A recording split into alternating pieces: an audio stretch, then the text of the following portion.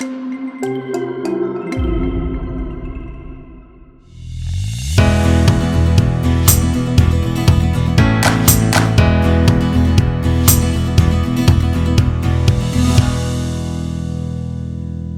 hoy comenzamos con una serie de enseñanza nueva titulada El Rey y su Reino. El Rey y su Reino. Y en esta serie vamos a enfocarnos en la vida bajo el reino de Cristo. El reino de los cielos o el reino de Cristo es el reino del Señor Jesús, el gobierno del Señor Jesús sobre nuestro corazón.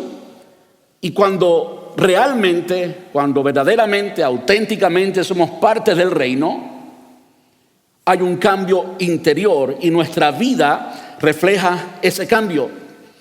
En esta serie vamos básicamente a revisar el Sermón del Monte. El Sermón del Monte es el primer sermón que dio Jesús. Está más documentado en Mateo que ningún otro evangelio. Evangelio según Mateo, capítulos 5, 6 y 7. Ahí está el sermón, entiendo yo, casi completo.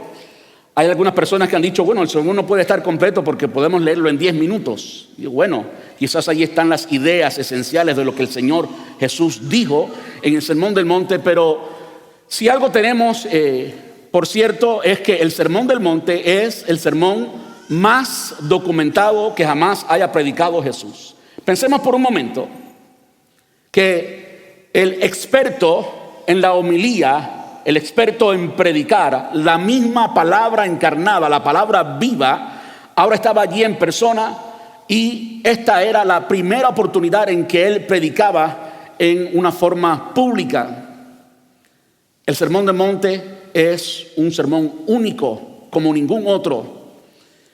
Y vale la pena estudiarlo, vale la pena profundizar, vale la pena examinarlo, porque en él vamos a aprender los principios del reino, los valores del reino. ¿Qué significa en realidad ser parte del reino de los cielos, del reino de nuestro Señor Jesús?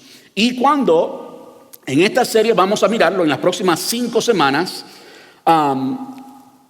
tuve el deseo de hacer un estudio expositivo de todo el Sermón del Monte, pero si les soy honesto, tengo que siempre ser honesto, por supuesto. Para hacer un estudio expositivo, verso por verso, de todo el Sermón del Monte, tuviéramos que dedicar un año entero a estudiar el Sermón del Monte. Quizás un año nos dispongamos a hacer eso y lo hagamos así porque vale la pena por las razones que ya les acabo de compartir. Ahora, en esta serie queremos hacerlo de cierto modo. Estamos estudiando en esencia el Sermón del Monte, pero no verso por verso. Vamos a brincar algunas experiencias y algunos versos y vamos a aprender de cómo es la vida en el reino de Cristo. Vamos a aprender hoy acerca del carácter del reino. La próxima semana vamos a aprender bajo el tema Brillando en un mundo oscuro de la influencia del reino. Porque tú y yo, aunque seamos imperfectos, una vez que somos del reino, ya tenemos una influencia extraordinaria y es nuestra responsabilidad usar esa influencia.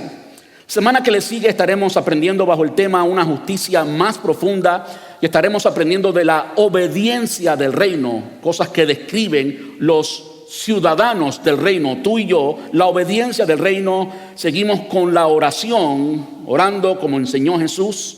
Por supuesto, hoy vamos a ver el Padre Nuestro y vamos también a mirar la confianza del reino. Buscar primeramente el reino de Dios y confiar en que Él añadirá todas las otras cosas.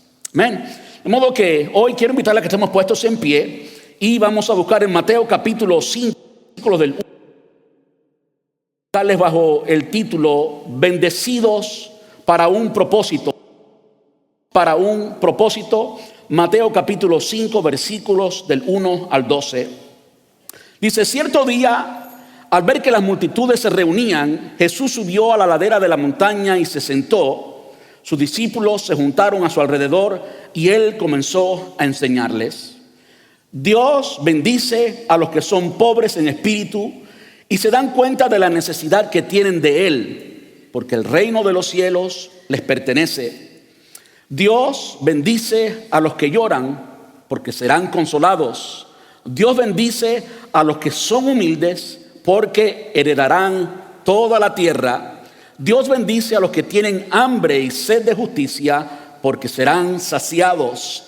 Dios bendice a los compasivos, porque serán tratados con compasión. Dios bendice a los que tienen corazón puro, porque ellos verán a Dios. Dios bendice a los que procuran la paz, porque serán llamados hijos de Dios. Dios bendice a los que son perseguidos por hacer lo correcto, porque el reino de los cielos les pertenece. Dios los bendice a ustedes cuando la gente les hace burla y los persigue y miente acerca de ustedes y dice toda clase de cosas malas en contra, porque son mis seguidores. Alégrense, estén contentos, porque les espera una gran recompensa en el cielo. Y recuerden que los antiguos profetas los persiguieron de la misma manera. Padre, muchas gracias por tu palabra. Gracias porque podemos no solamente alabarte, adorarte, entregarte algo de nosotros, y lo hacemos de todo corazón, lo hacemos con alegría y nos place hacerlo.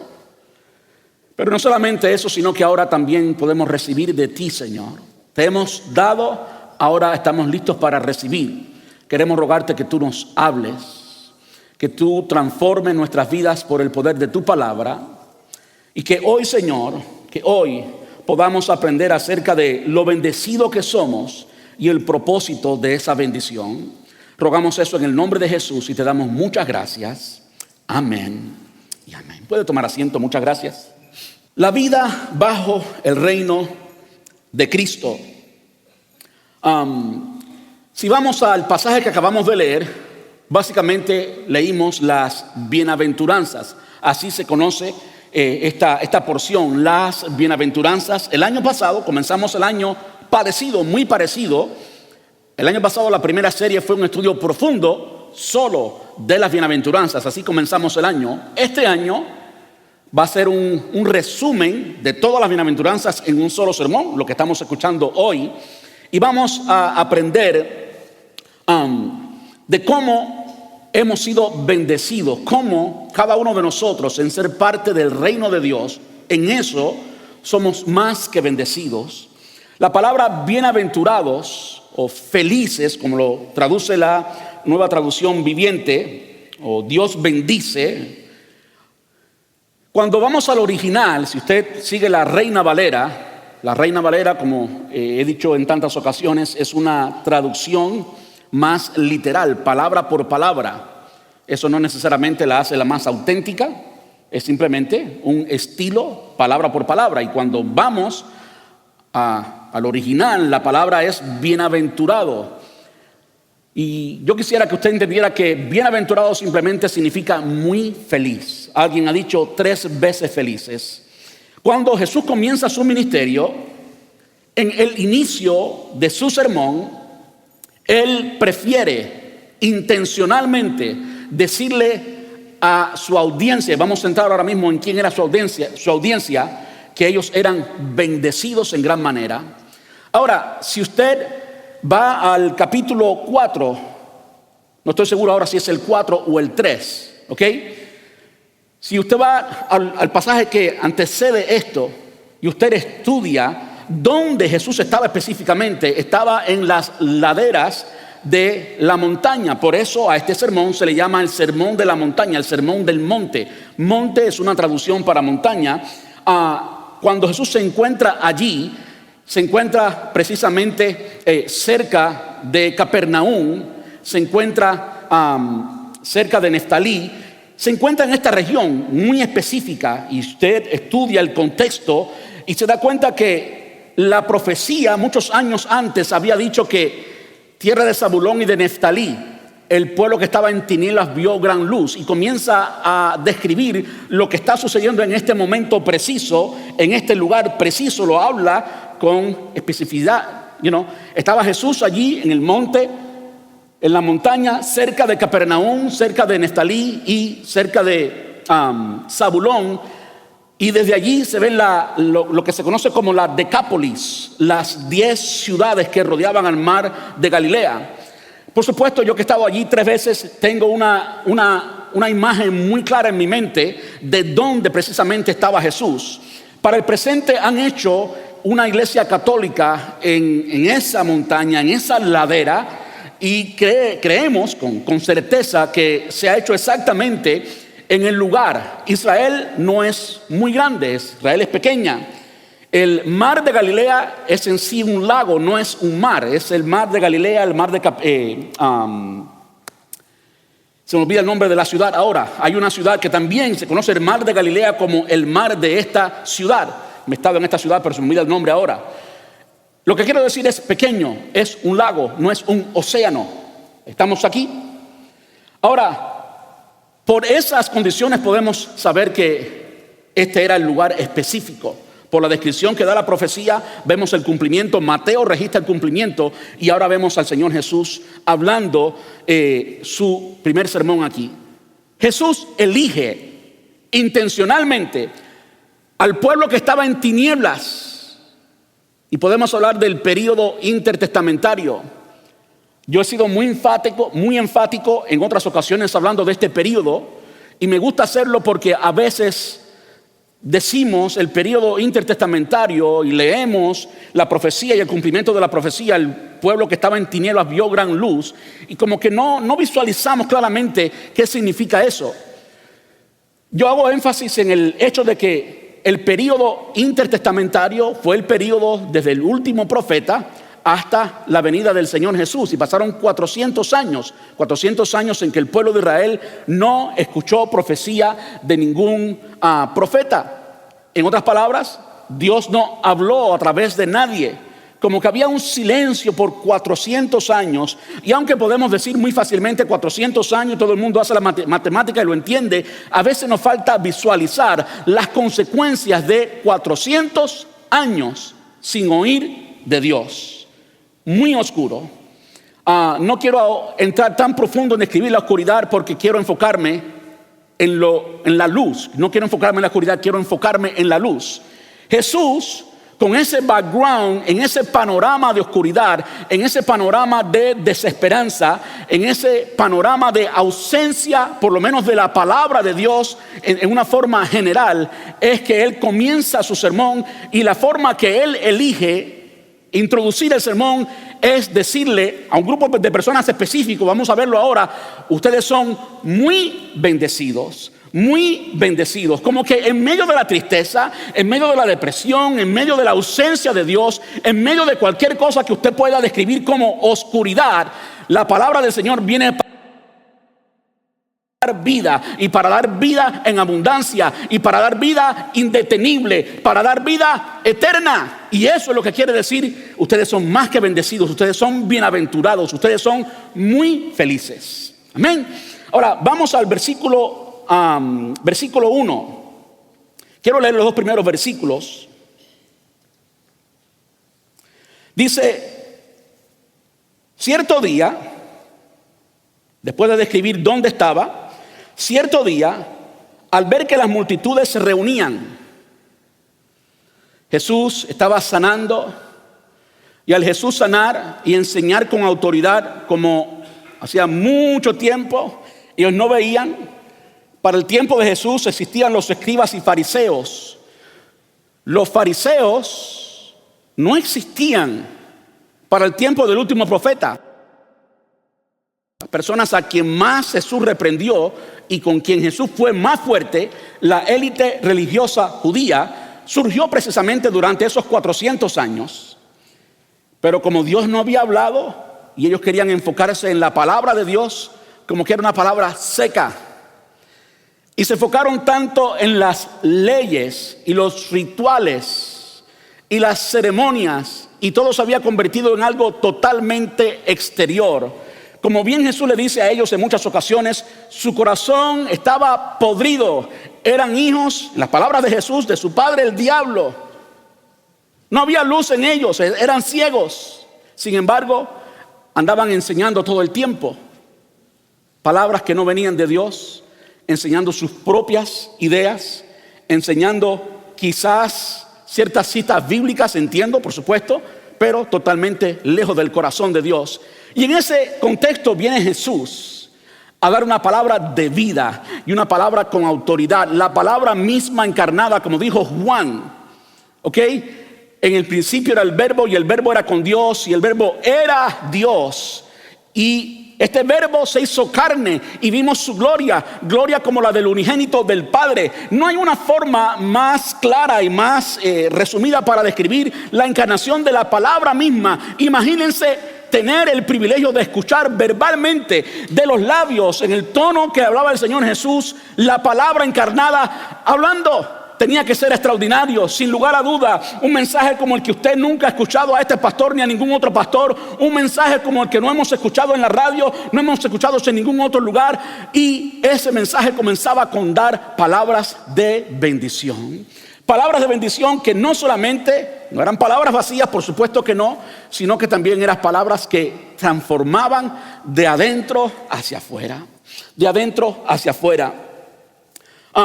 Jesús no solamente enseñó esto, imagínense el poder de escuchar a Jesús, todo el mundo le seguía. Hoy en día quizás usted y yo estamos cansados de escuchar, yo no sé usted, pero esa es mi experiencia personal. Hay tanta gente con mega micrófonos y YouTube le ha dado un micrófono mundial a todo el mundo. Y hay tanta gente hablando tanta babosada y tanta basura que a veces uno se cansa de escuchar tanto. Y eso quizás se explique por qué hoy por hoy nosotros, todos nosotros, cuando escuchamos cualquier plática, si en los primeros 3 segundos o 4 segundos no nos capta la atención, nos desconectamos porque ya estamos cansados de escuchar. Para el tiempo de Jesús no era así. No era así. El mensaje de Jesús tenía un poder extraordinario. Y no solamente tenía un poder extraordinario, Jesús andaba sanando toda enfermedad y echando fuera demonios. Había un poder extraordinario en eso. Y por eso vinieron muchas multitudes. Y lo que dice aquí es que cierto día, al ver que las multitudes se reunían, escuche esto por favor para poder notar la distinción, Jesús subió a la ladera de la montaña y se sentó. De hecho, esa era la forma en que se llaman los rabinos. ¿Ok?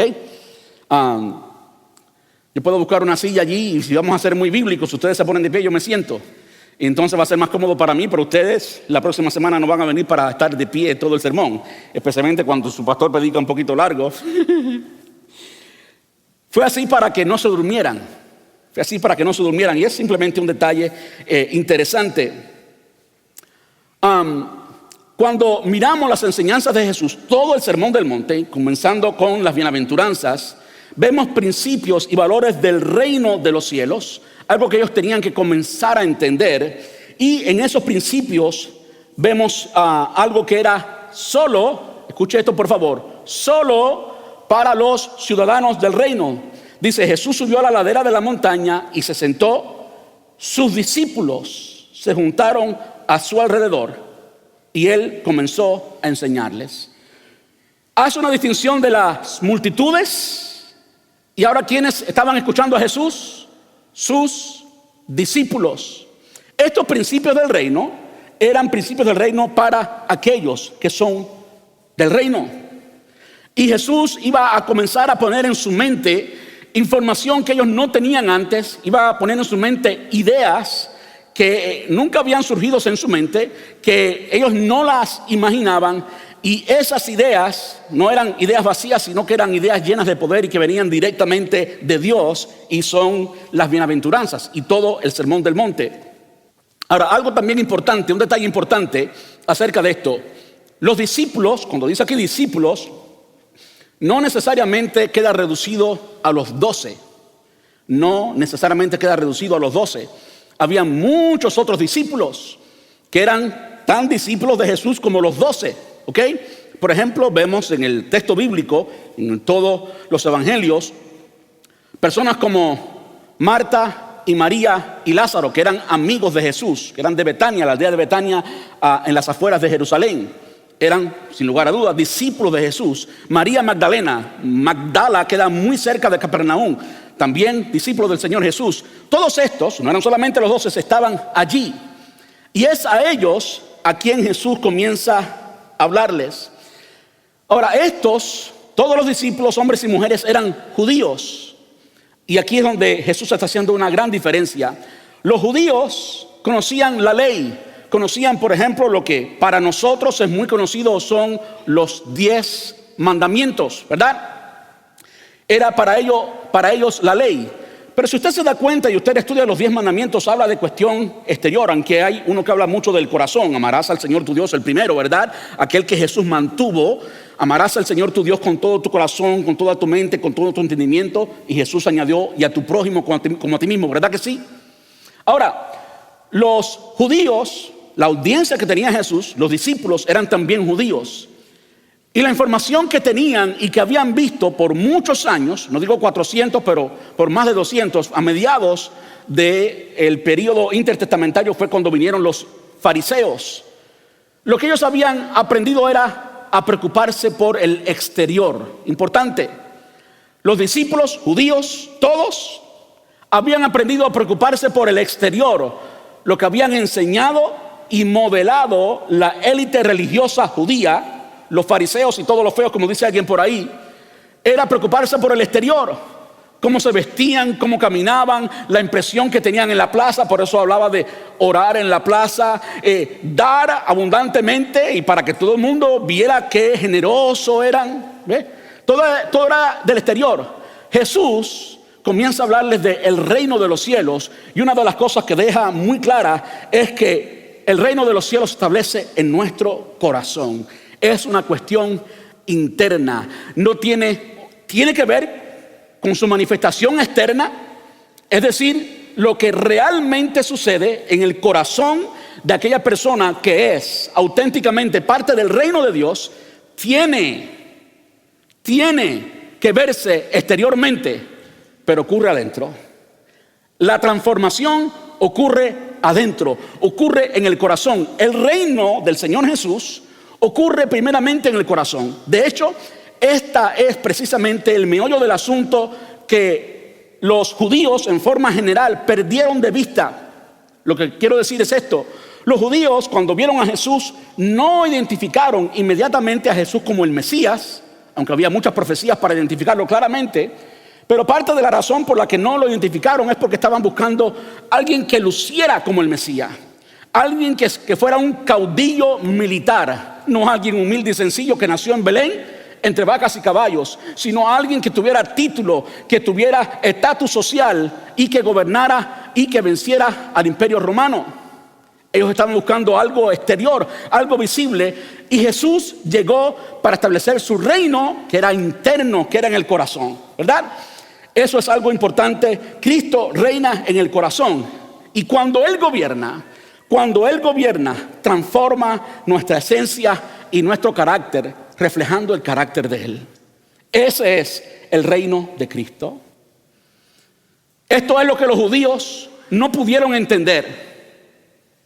Estaban buscando algo externo, algo visible, y Dios estaba buscando algo interno, una transformación de corazón. Dios estaba buscando personas que lo buscaran de verdad. De hecho, aquellos que lo buscaban de verdad fueron los escogidos de Dios.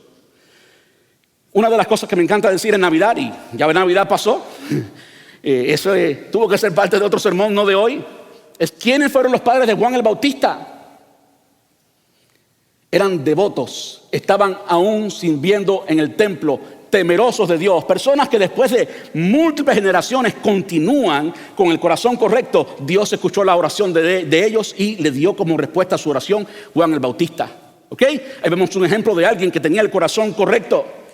Pero Cristo reina en el corazón, y esto es lo que describe el reino de los cielos. Y cuando Él gobierna, Él transforma nuestra esencia, quienes somos, transforma nuestro carácter para, ahí está el propósito, estamos hablando de bendecido para un propósito, ¿ok?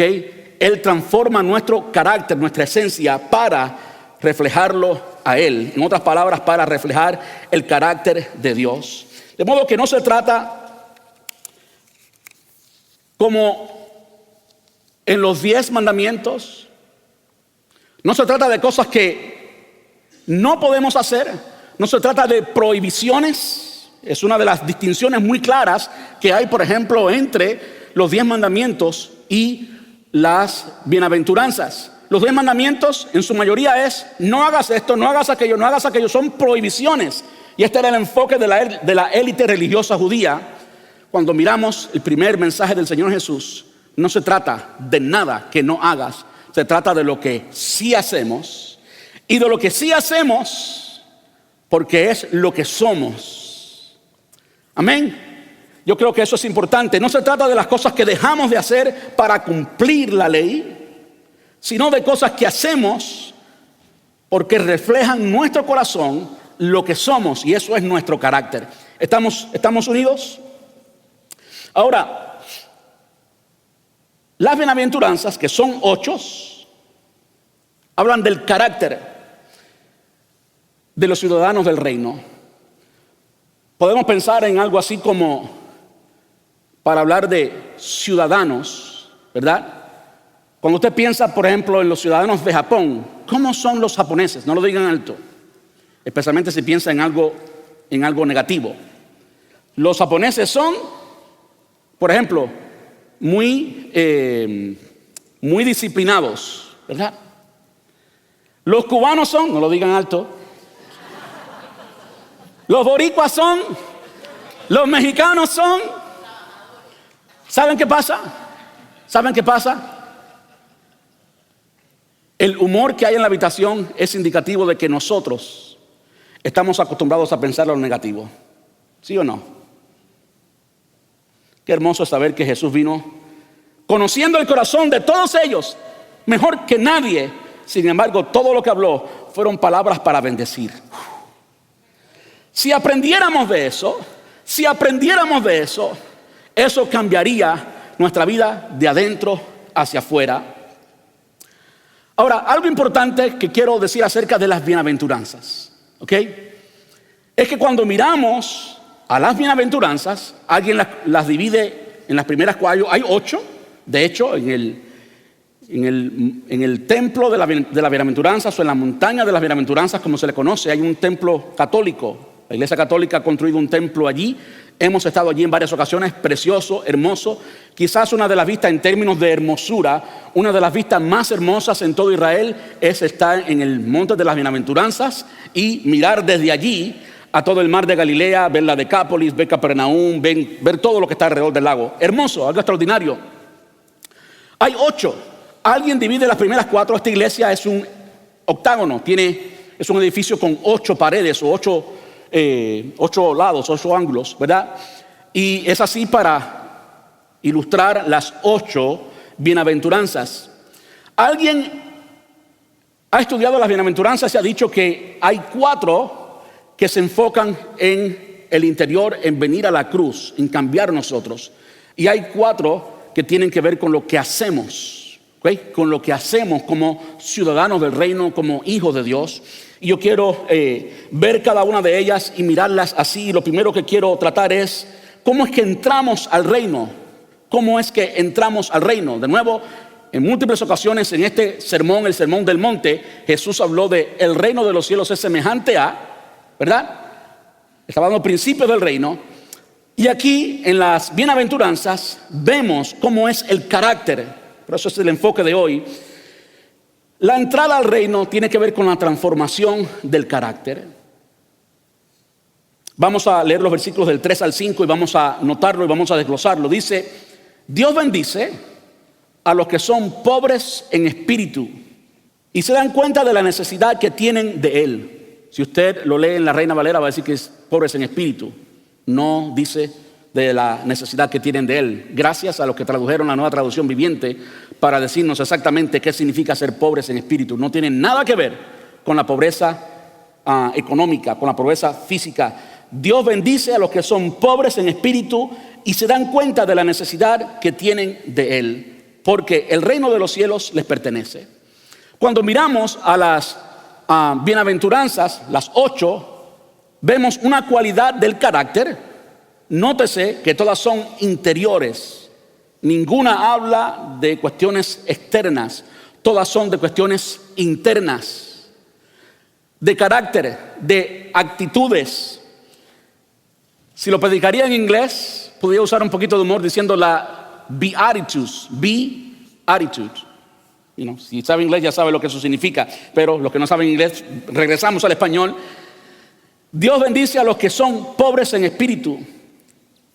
Cada una de las bienaventuranzas menciona parte del carácter y después menciona una promesa, y la promesa es que es parte del reino de los cielos. Hay muchas personas que se enfocan tanto en cada una de las bienaventuranzas que creen que, por ejemplo, dice, porque de ellos es el reino de los cielos. Eso pertenece solamente a los que son pobres en espíritu. Pero yo creo que lo que está haciendo Jesús en realidad es diciéndole a cada uno de ellos que tienen este carácter descrito aquí, que son parte del reino de los cielos en general, en diferentes formas, y describe ciertos aspectos que implican ser parte del reino de los cielos. ¿Ok? ¿Están conmigo?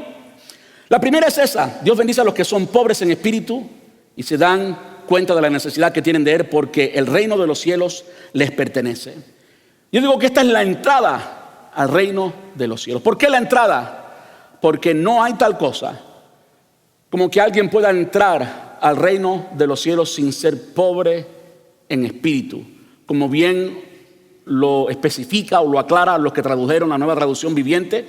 Esto significa a los que reconocen su necesidad de Él. No hay tal cosa como entrar al reino de los cielos con orgullo, pensando que yo puedo. No hay tal cosa como alguien que pueda entrar en el reino de los cielos porque se lo ha ganado por su alta moral. No hay nadie que pueda entrar en el reino de los cielos porque ha tenido una vida ejemplar. No hay nadie que pueda entrar en el reino de los cielos por sus propios méritos. Todos los que entramos en el reino de los cielos y ahora somos ciudadanos del reino de los cielos, todos tenemos que humillarnos y reconocer nuestra necesidad de Él. Y no hay forma ninguna de ser parte del reino de los cielos sin reconocer nuestra necesidad de Él. Amén. Esa es la entrada. Comienza con el corazón. Comienza con reconocer que somos insuficientes, que por naturaleza somos enemigos de Dios. ¿Ok? Como dice el apóstol Pablo, estamos destituidos de la gloria de Dios. Por naturaleza somos enemigos de Él y por lo tanto necesitamos reconciliarnos con Él. Tenemos que reconocer nuestra necesidad. Ahora yo quiero decir algo. Esto de reconocer nuestra necesidad no es solamente la entrada al reino, sino también tiene que ver con la permanencia en el reino. Como bien dijo Jesús en el Sermón del Monte, el que quiera venir en pos de mí, tome su cruz, ¿qué? Cada día y sígame. Cada día no se trata de solamente el principio, sino que cada día tenemos que venir delante del Señor. Amigos, es así como se vive el reino de Dios. La gente del reino es gente que reconoce su necesidad de Cristo todos los días. Todos los días yo lo necesito desesperadamente. Sin Él, sin un encuentro con Él diario, sin una comunión con Él diaria, todo lo que queda de mí es pura carne. Y es deseos de la carne y es todas las cosas que destruyen. Tú y yo necesitamos diariamente demostrar la actitud de ser pobres espiritualmente y depender de Él. El momento que dejamos de depender de Él es cuando comenzamos a meternos en problemas y creer que sabemos y creer que podemos y creer que ya no lo necesitamos. Es cuando comenzamos a pensarnos que tenemos cierto crédito y que somos ricos o capaces. No, la vida del ciudadano del reino de los cielos es una vida pobre en espíritu, siempre necesita de Dios. No tiene nada que ver con la pobreza espiritual, con la pobreza material. Hay personas que son muy pobres materialmente, pero son más orgullosos que el mismo diablo.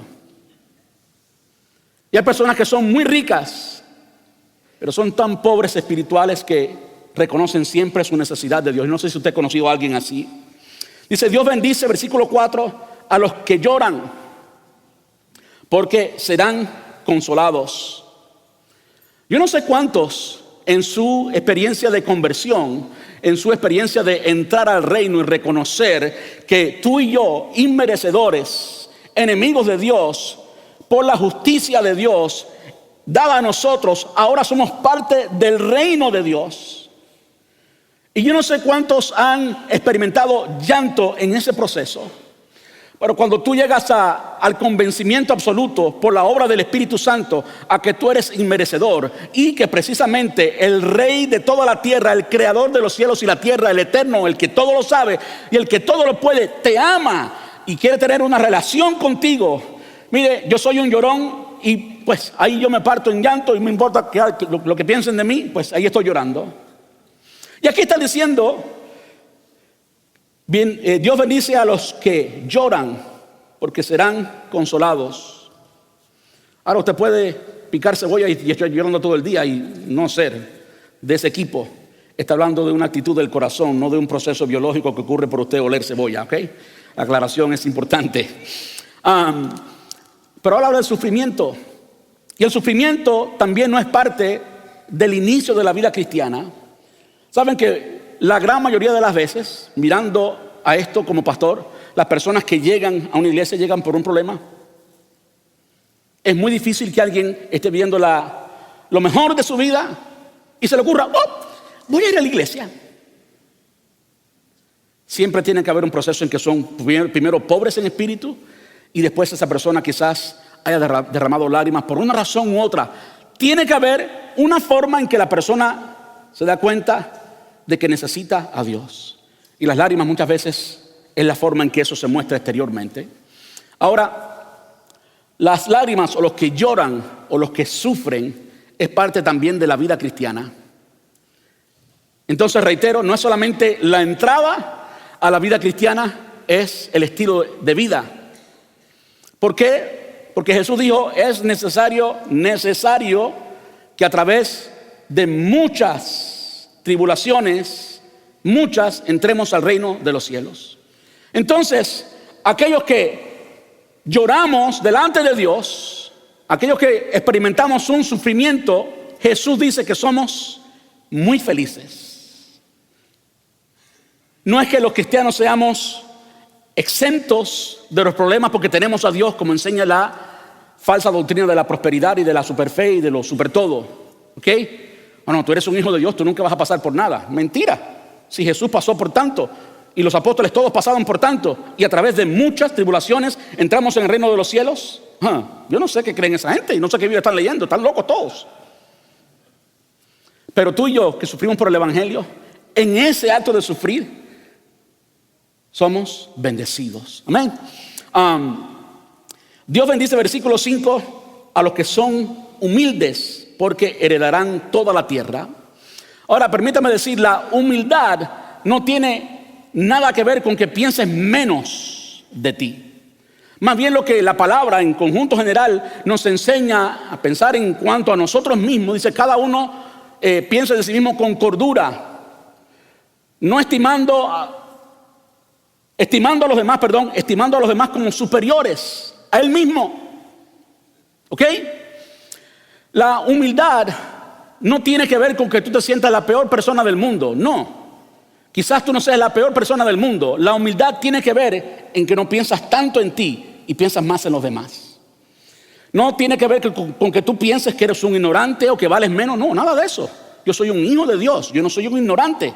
Pero mientras que reconozco que soy un hijo de Dios y que no soy un ignorante y creo con toda certeza todo lo que la Biblia dice acerca de mí, entiendo que no se trata de mí y que mi vida se trata de servir a los demás, ¿verdad? Entonces, no se trata de que tú seas la persona que todo el mundo pisotea o que tú tengas algún problema con la valía personal, o que tú tengas un complejo de inferioridad. Eso no es humildad, eso es complejo de inferioridad. Eso no es humildad. Humildad es saber quién tú eres, pero saber que hay otras personas a tu alrededor que enriquecen tu vida y tú te dispones a servir a los demás y amar a los demás. Y escuche lo que dice la palabra, considerando a los demás como superiores a ti mismo. No es que sean superiores, es que los estás considerando como superiores, y eso es descriptivo de cómo servimos a los demás. Yo no sé si usted ha sido servido por alguna persona importante. Yo me he encontrado con algunas personas muy importantes a quien yo aprecio muchísimo y me han tratado con tanto amor y con tanto respeto. Digo, esa persona ha entendido lo que es la humildad. ¿Se acuerdan lo que dijo Jesús? ¿Aprender de quién? De mí. Que soy manso y humilde. Que soy manso y humilde. ¿Eso significa que Jesús tenía algún problema con la valía, que no sabía quién él era? ¿Que tenía algún problema con la autosuficiencia? No. Eso significaba que él, sabiendo que era el Rey eterno, el Rey de gloria, él voluntariamente se entregó por los demás. Y eso es lo que describe la transformación del carácter. Ahora dígame usted, si esto de ser pobre en espíritu de admitir y recibir cualquier sufrimiento que traiga la vida cristiana y de ser humilde suficiente para servir a los demás, no transforma nuestro carácter. Hay veces que tu empleador, que tu patrón en el trabajo, aunque no sea cristiano, es un instrumento de Dios, porque te recuerda que debes actuar con humildad. Porque quizás tienes que cambiar en el carácter. ¿Saben qué? Venir a la iglesia, lo que decimos venir a la iglesia, no hay tal cosa como venir a la iglesia, somos la iglesia. Levantar las manos, conocer un poquito de la Biblia, es fácil. Lo que es difícil es cambiar interiormente, es el carácter. Eso es lo que es difícil. Y la transformación real de aquellos que somos parte del reino de los cielos ocurre en el carácter y se refleja en estas formas. Los que son pobres en espíritu reconocen su necesidad de Él. Los que lloran y los que son humildes. Humildad, de nuevo, no es que andes en el carro más viejo y más roto y te viste con la ropa más mala y más sucia y más estrujada. No, eso quizás es que no lavaste, que no planchaste, no tiene nada que ver con la humildad. Y si puedes andar en un carro muy bueno, lujoso o no lujoso, no importa, un carro muy bueno, y te compras uno malo para que la gente piense que eres humilde, lo que eres es un tonto, no eres humilde. Un tonto con dinero que no sabe usar el dinero. Así que maneja el mejor carro que puedas manejar. Ahora, no te creas que eres la cuarta persona de la Trinidad porque andas en un buen carro. No, eres una persona común. Punto número 2. La justicia del reino, el ejercicio del carácter enfocado en la misión. Hay quienes estudian las bienaventuranzas y miran las primeras 4 como la cuestión interior, lo que ocurre interiormente en venir a Jesús, y miran las próximas 4 como la vida misional, como llegamos al reino por las primeras 4 y una vez que tenemos el estatus de ser parte del reino, ahora vamos a conquistar el reino y a demostrar lo que somos. Ahora, yo pongo 3, las primeras 3 que hemos visto, como la primera parte del proceso, la transformación de nuestro carácter, y miro las otras 5 como la justicia del reino, como el ejercicio, la demostración, la práctica de lo que implica ser parte del reino de los cielos. Vamos al versículo 6, dice: Dios bendice a los que tienen hambre y sed de justicia. Bendice a los que tienen hambre y sed de justicia. Eso es deseos de ser justos.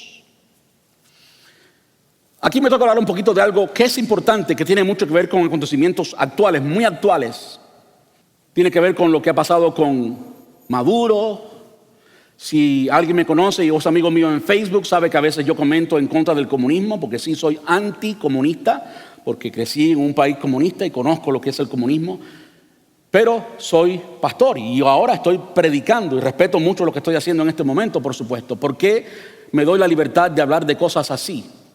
Bueno, hay un concepto, prediqué hace algún tiempo en otra iglesia, no acá, de lo que es la missio Dei. Son palabras de latín que se traducen como la misión de Dios, como si hubiera una misión, la misión de Dios.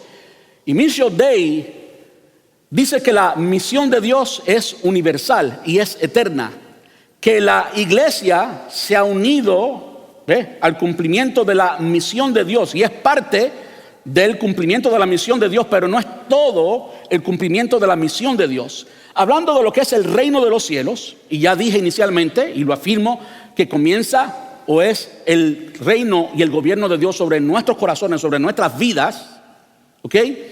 Esa es una manifestación y es en esencia lo que es el reino de los cielos. Pero hay una manifestación, hay una forma de lo que es el reino de los cielos en su cumplimiento total, en que Dios gobierna. Y eso escatológicamente, cuando miramos a los eventos futuros de la iglesia, lo conocemos como el reinado milenial de Cristo. Es decir, va a haber un momento en que físicamente va a haber un reino y va a haber un rey. Y ese rey va a ser el Señor Jesús.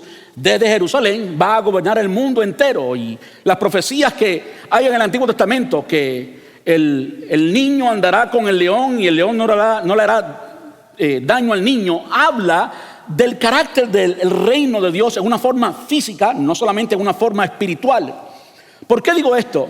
Digo esto porque esto de la justicia tiene que ver con ser parte del reino de Dios. Y es lo que dice aquí. Dios bendice a los que tienen hambre y sed de justicia. En el corazón de Dios hay justicia. Dios es eternamente justo y Dios odia toda injusticia. De hecho, la única razón por la que tú y yo somos salvos es porque alguien justo, Jesús, entregó su vida por nosotros y pagó el precio de nuestros pecados. Y así nosotros injustos hemos hecho justos delante de Dios por el sacrificio de alguien. Pero Dios continuó siendo justo. La paga del pecado es muerte. Cristo tuvo que morir y entregar su vida y cumplir con el estándar de justicia de Dios, ¿verdad? Digo esto de la justicia, los que tienen hambre y sed de justicia. ¿Cuántos tienen hambre y sed de justicia? ¿Cuántos ven las injusticias a nuestro alrededor y le hierve la sangre? Bueno, quizás Dios está describiéndote a ti aquí.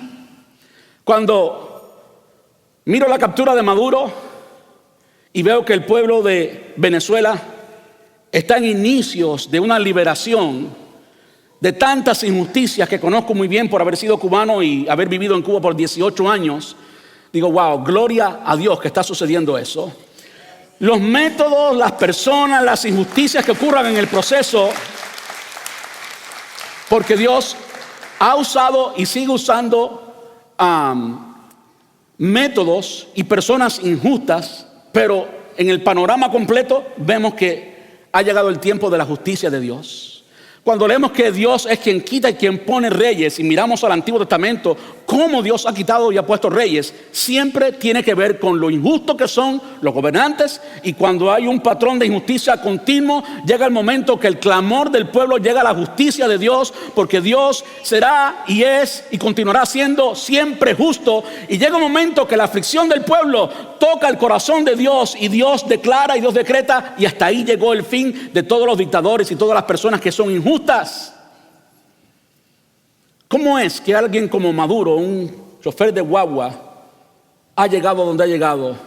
Los millones que tiene una persona así mientras el pueblo muere, y mucho pudiera decir de los Castros, es totalmente injusticia. Dios bendice a los que tienen hambre y sed de justicia, porque serán saciados. Y en esta promesa de serán saciados, como en todas las otras promesas de las bienaventuranzas, vemos un aspecto del reino de los cielos que es eterno. Todo el que tiene hambre y sed de justicia, en la consumación del reino milenial de Cristo vamos a ver toda esa justicia, y toda injusticia será condenada, y vamos a experimentar la paz que ningún reino humano puede entregar, la paz del reino de Jesús. El príncipe de paz sabe gobernar con paz. Tú y yo podemos tener acceso a eso ahora, y ya somos parte del reino de los cielos. Él trae paz a nuestro corazón porque Él ha hecho la justicia con el Padre y nos ha hecho justos a ti y a mí. Versículo 7, para no quedarnos ahí porque el tiempo se me acaba. Dios bendice a los compasivos, porque serán tratados con compasión. La justicia tiene que ver con hacer lo correcto, demostrar el carácter que tenemos en formas visuales y los principios y la transformación que hemos experimentado, porque ahora Cristo gobierna en nuestro corazón. Eso se traduce, eso se expresa en lo que somos, en actos de justicia, en hacer lo que es correcto, ¿verdad que sí? Pero no solamente son actos de justicia, sino también compasión. La compasión son también actos que demuestran tener el carácter de Dios. ¿Saben lo que es compasión? Compasión tiene que ver con misericordia, una palabra más bíblica quizás, misericordia. ¿Saben lo que tiene que ver con compasión y misericordia? Cuando tú no castigas a una persona, cuando tú no le das a una persona el castigo que merece, sino que tú actúas con compasión, tienes compasión de esa persona. Misericordia, la palabra ya que la mencioné, tiene que ver con de miseria, cordia de corazón. Y es lo que Dios siente cuando ve nuestros actos, ve nuestras fallas, ve cómo pecamos. Y en lugar de darnos lo que merecemos, Él mira la miseria de nuestro corazón y entonces actúa con compasión. Aquellos que somos parte del reino de los cielos y el Señor Jesús vive y reina en nuestro corazón, somos contagiados con ese carácter compasivo. Y consecuentemente, en lugar de darle a toda persona lo que merece, no le damos lo que merece, somos compasivos, miramos la miseria. Como alguien a quien amo mucho y me ama mucho me dijo en una ocasión, es que ellos no tienen a Dios. Como dijo Jesús en la cruz, Padre, perdónalos. ¿Por qué? Porque no saben lo que hacen. Versículo 8, Dios bendice a los que tienen corazón puro. Y esto habla de la justicia interior. La justicia interior. Nos importa mucho la justicia, la aplicamos en nuestra relación con otros, somos compasivos con otros y ahora tenemos justicia interior. Qué bueno es tener un corazón puro, tener la motivación correcta. ¿Saben por qué? Porque no estamos huyendo de nadie. Miren, alguien que reconoce sus fallas y que tiene todas sus cuentas saldas, no tiene que huir de nadie. Y todo creyente es un culpable a quienes sus faltas han sido todas perdonadas. Y consecuentemente no tenemos ninguna razón para huir de nadie. Tenemos nuestras intenciones sanas. Y eso habla del carácter. Es una persona justa de corazón, con un corazón puro. Dios bendice a los que tienen un corazón puro, porque ellos verán a Dios. El 9, Dios bendice a los que procuran la paz, la justicia tejida en la comunidad, buscar la paz entre otros. Esto se explica por sí solo, pero permítame decir esto. No se trata de las personas que no hacen nada. Callar ante la injusticia no es ser un pacificador, es ser un cobarde. Callar ante la injusticia no es ser un pacificador, es ser un cobarde.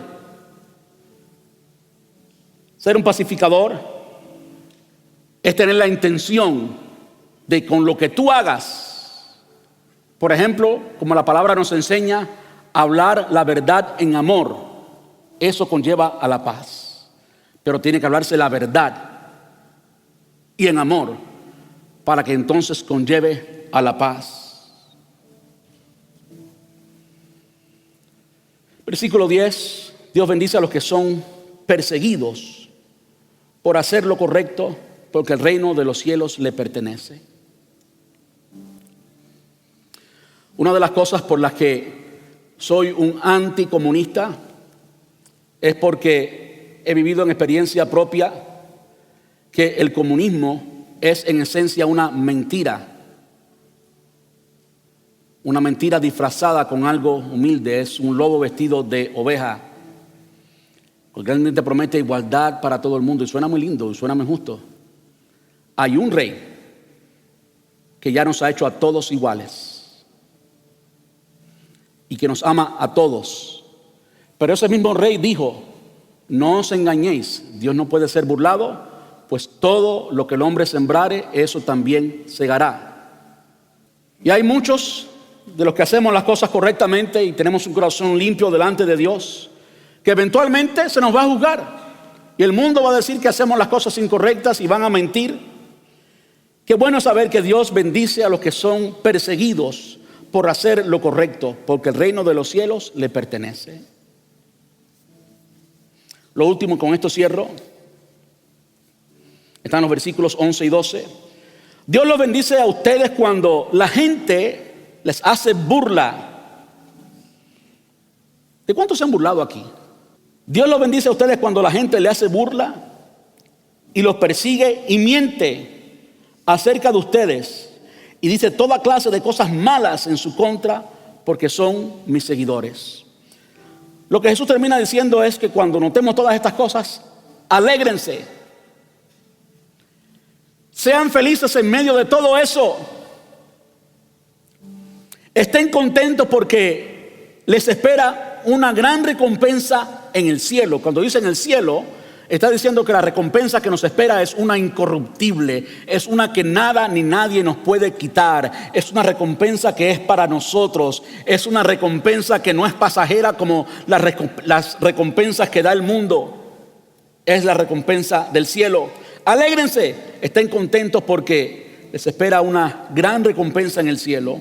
Y recuerden que los antiguos profetas los persiguieron de la misma manera. De modo que la alegría es la evidencia del carácter cristiano. Y termino obviamente con esto.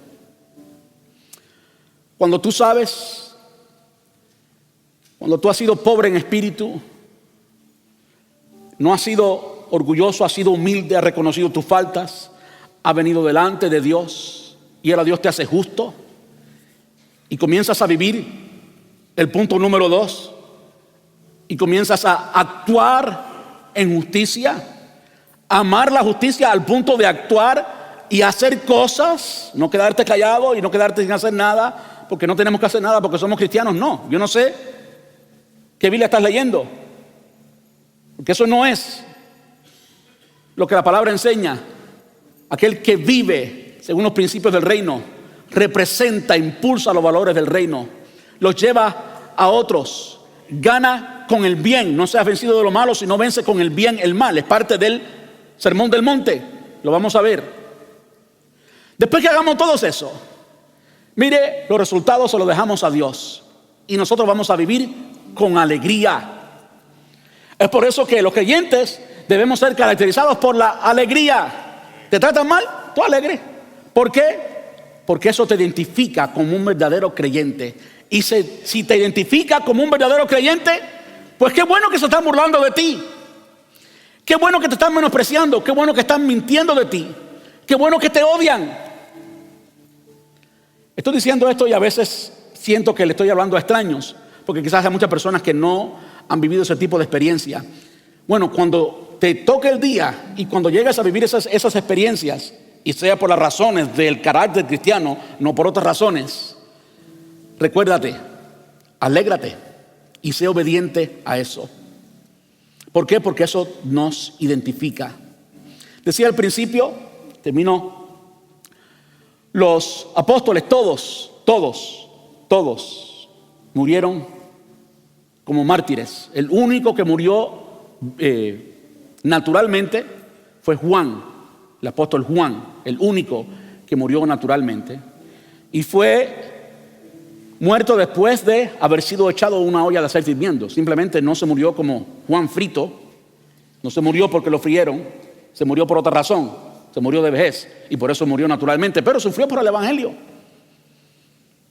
Pero qué bendición es sufrir por el evangelio. Yo no sé si a ti te ha tocado una enfermedad, no sé si te ha tocado un proceso de llanto extendido, de sufrimiento extendido. ¿Saben qué decía Isaías de Jesús?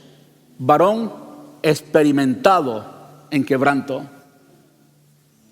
Cuando leemos las bienaventuranzas, todas ellas, y hablan de los pobres en espíritu y los, está hablando de un carácter, de una cuestión interior, de una actitud interior, tan interna que se describe como las personas que hacen esto o que hacen aquello.